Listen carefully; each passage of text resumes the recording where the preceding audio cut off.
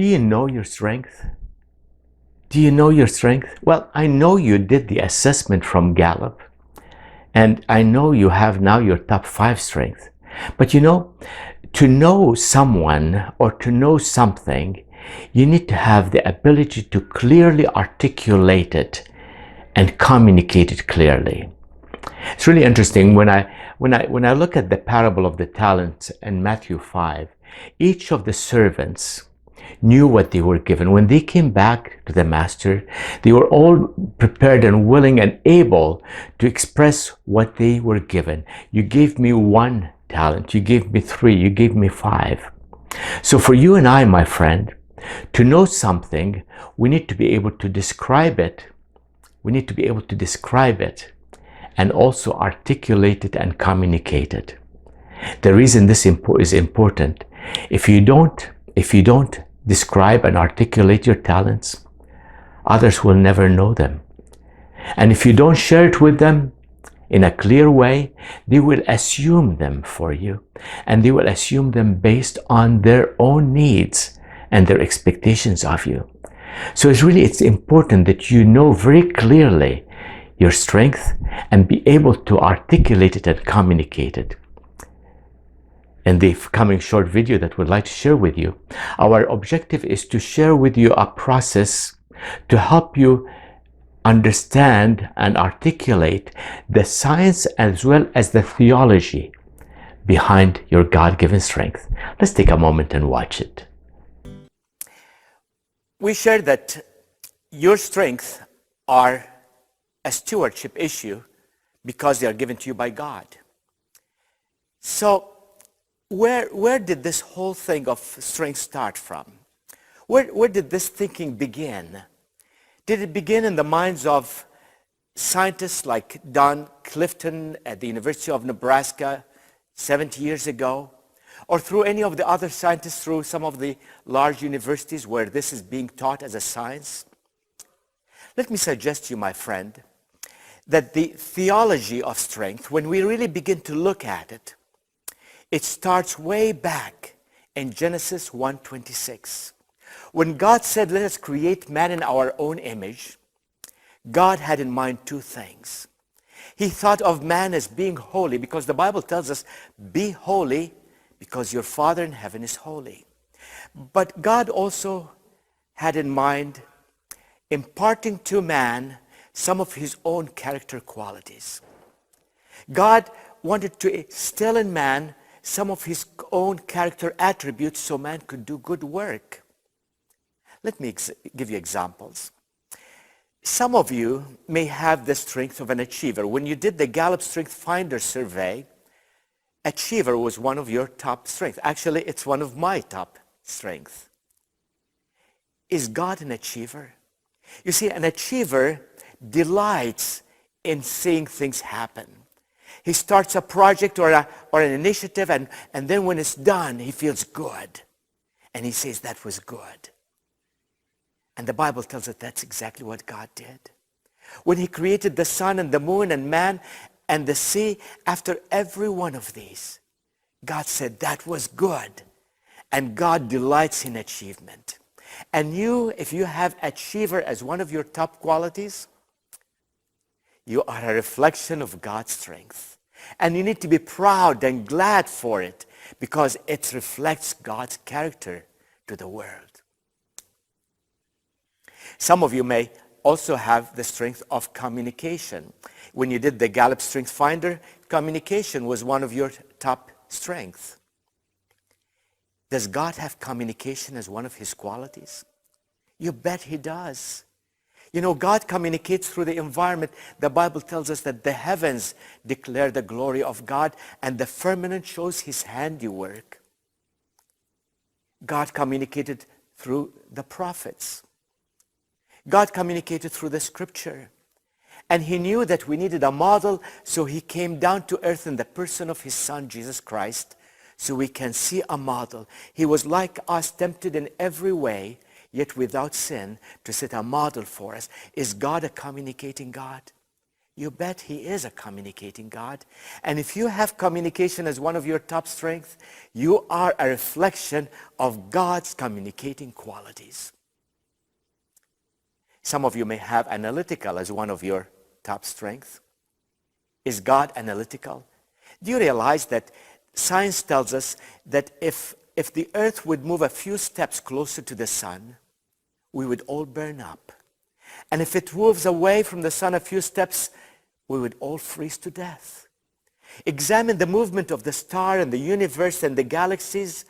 And folks, this is the reflection of a very analytical mind. A very precise analytical mind. And if you have analytical as one of your top strengths, you are a reflection of God's qualities. Some of you may have responsibility. When you did your Strength Finder, responsibility was one of your top 5. This happens to be one of my wife's top strengths. Does God have responsibility as part of his character attributes? You bet he does. He said, I will never leave you or forsake you. He said, even if a mother would forget her child, I will not forget you. He said that even the hairs on your head are counted before me. I guess he will have an easier job with my head these days. Is God a responsible God? You bet he is. And your responsibility is a reflection of God's responsible attributes and qualities. And you need to begin to be affirmed in this. Be proud of it. Be grateful for it. Show it out to the world. You don't hide a candle under a bushel, but you light it, show it to the world so it lights the environment, so others can benefit as they see the light of God in your character. Pastor Rick Warren says that more than any other quality, your personalities, our personalities, is a reflection of God into the world. My friend, look at your strength with pride and with joy, and use it for the glory of God. Well, this is all good and wonderful, but how do we define strength? How do we define strength? You know, if you go to a gymnasium and ask some of these athletes who are pumping iron to define strength, they're going to measure it in the kind of weight they can lift. If you go to a steel worker and you ask him to define strength, he's going to give you a completely different definition. If you go to a construction site and you ask someone pouring foundation and ask them about strength, they will define it differently. So for now, I think it would be good for us to go to the science of strength. The science of strength has been researched by many scientists in many of the leading universities around the world. And let's go and ask a scientist there, how do you define strength? And for this, I'd like you to go with me to the scientists at Gallup and see how they define strength. They say that strength is the ability to provide consistent, near-perfect performance in a certain activity. Allow me to say this one more time. It's an ability to provide consistent, almost perfect performance in a given activity. Let me give you an example of what I mean.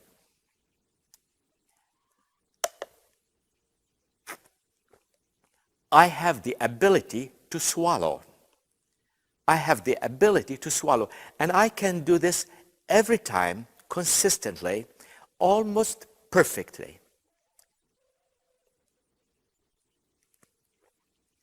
I can do it again and again and again. And by the way, there are some people who cannot swallow. So it's an ability to perform an activity, almost perfect every time. Well, that's good, but where does strength come from?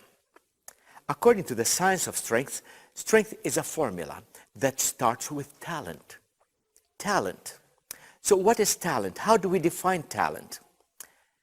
Well, again, allow me to go to the scientists at Gallup. They've been researching this for a long time, and I really like their definition. They say that talent is a naturally recurring patterns of thoughts, feeling, or behaviors that can be productively applied. Naturally recurring patterns of thoughts, feelings, or behaviors that can be productively applied. Let me give you an example of what I mean. Two people walking down the street, and they see a child that have just fallen off a bike, and he's bleeding from the head. One person would naturally run to the child, pick him up to comfort him and give him a hug. Another person would naturally reach to his cell phone and dial 911. These are two different behaviors, two different set of feelings, and two different thoughts, two different talents. So talents are naturally recurring patterns of thoughts, feelings, or behaviors that can be used productively. Well, but where do they come from? Where do they start? Friends, this literally floored my mind when I read it. Now, science tells us this, that 42 days after the beginning of pregnancy, 42 days, you are just a tiny little thing. 42 days, my friend, this is 42 days, almost your mother did not even know she was expecting. 42 days after the beginning of pregnancy, the brain begins to develop neurons. And for the 120 days that follow, the brain creates more than 100 billion neurons. That's 9,500 per second. 9,500 neurons per second.